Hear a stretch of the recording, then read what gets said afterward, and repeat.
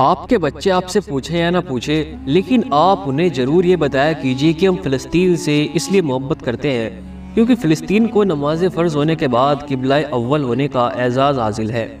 ہجرت کے بعد جبریل علیہ السلام اللہ کے حکم سے نماز کے دوران ہی محمد صلی اللہ علیہ وسلم کو مسجد اقصی سے بیت اللہ یعنی کعبہ شریف کی طرف روک کر آ گئے تھے۔ جس مسجد میں یہ واقعہ پیش آیا تھا وہ مسجد آج بھی مسجد قبلتین کہلاتی ہے اور فلسطین ہی ارض محشر ہے۔ حضور اکرم صلی اللہ علیہ وسلم معراج پر تشریف لے جانے سے پہلے مکہ مکرمہ سے بیت المقدس یعنی فلسطین لائے گئے۔ اللہ کے رسول صلی اللہ علیہ وسلم کی اقتداء میں سارے نبیوں نے یہاں نماز ادا فرمائی۔ یہ فلسطین نبیوں کا مسکن اور سرزمین رہی ہے۔ حضرت ابراہیم علیہ السلام نے فلسطین کی طرف ہجرت فرمائی۔ اللہ نے حضرت لوط علیہ السلام کو اس عذاب سے نجات دی جو ان کی قوم پر اس جگہ نازل ہوا تھا۔ حضرت داؤد علیہ السلام نے اس سرزمین پر سکونت رکھی اور یہاں اپنا ایک محراب بھی تعمیر فرمایا۔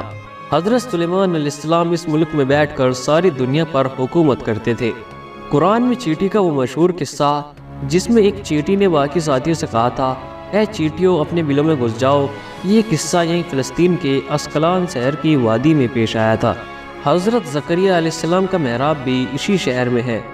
حضرت موسیٰ علیہ السلام نے اس ملک کے بارے میں اپنے ساتھیوں سے کہا تھا، اس مقدس شہر میں داخل ہو جاؤ۔ انہوں نے اس شہر کو مقدس اس لیے کہا تھا کہ یہ شرک سے پاک اور نبیوں کی سرزمین ہے۔ اس شہر میں کئی معجزے ہوئے ہیں جن میں ایک کنواری بی بی حضرت مریم کے بطن سے عیسیٰ علیہ السلام کی پیدائش ہے۔ حضرت عیسیٰ علیہ السلام کو جب ان کی قوم نے قتل کرنا چاہا تو اللہ نے انہیں اسی شہر سے آسمان پر اٹھا لیا۔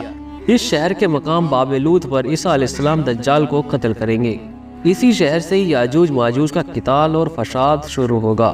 اسلام کا سنہری دور خلافت فاروقی میں دنیا بھر کی فتح کو چھوڑ کر محض فلسطین کی فتح کے لیے خود حضرت عمر رضی اللہ تعالیٰ عنہ کا جانا اور یہاں پر جا کر نماز ادا کرنا اس شہر کی عظمت کو بتاتا ہے۔ دوسری بار یعنی 27 رجب 583 ہجری جمعہ کے دن کو صلاح الدین ایوبی کے ہاتھوں یہ شہر دوبارہ فتح ہوا۔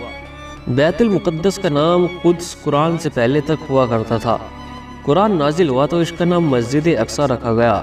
اس شہر کے اصول اور رومیوں کے جبر و ستم سے بچانے کے لیے 5000 سے زیادہ صحابہ کرام رضی اللہ تعالیٰ عنہ نے جام شہادت نوش کیا اور شہادت کا باب آج تک بند نہیں ہوا، سلسلہ ابھی تک چل رہا ہے۔ یہ شہر اسی طرح شہیدوں کا شہر کہلاتا ہے۔ مسجد اقصی اور شام کی اہمیت حرمین کی طرح ہے۔ امت محمدی حقیقت میں اس مقدس سرزمین کی وارث ہے۔ فلسطین کی عظمت کا اندازہ آپ اس بات سے بھی لگا سکتے ہیں کہ یہاں پر پڑھی جانے والی ہر نماز کا اجر 500 گنا بڑھا کر دیا جاتا ہے۔